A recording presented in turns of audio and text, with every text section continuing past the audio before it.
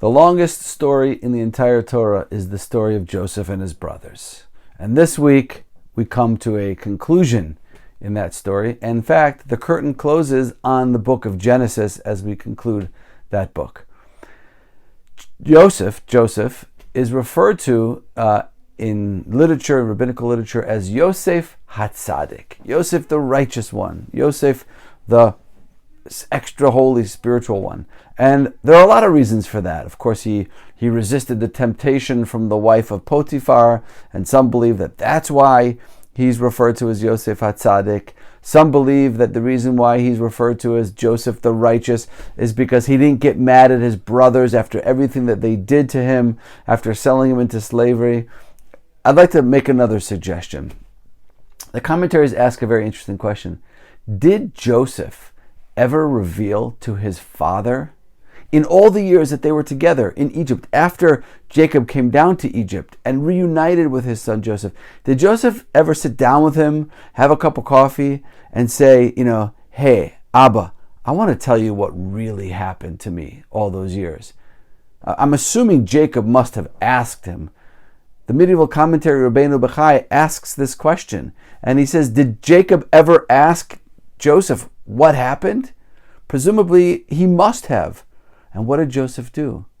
Joseph never told his father. He could have said, yeah, you want to know what your sons did? They took me, they threw me into a pit, they sold me to a bunch of traveling bandits, I was brought down to Egypt, I was thrown into a dungeon, my life was terrible, all because of them. But he didn't. He restrained, he held back.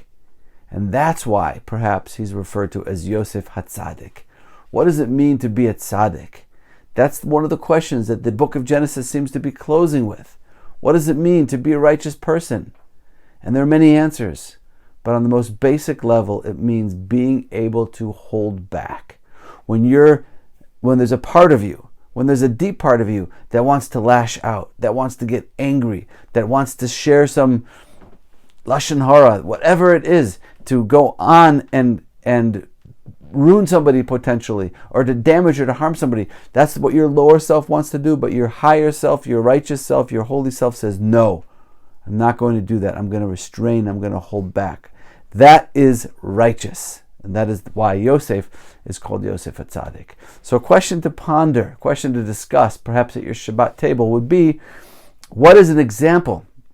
Ask people tonight, what's an example of a time in your life where, using this definition of what a tzaddik is, that you were able to act like a tzaddik? Sometime when you use superhuman strength to hold back and to restrain, and not to let out with anger, or not to lash out with fury, or not to share lashon hara when you knew lashon hara about somebody. It's a great discussion, and it's a wonderful way to end the book of Genesis. Yosef HaTzadik, the one who was able to just not let loose and not unleash on another person.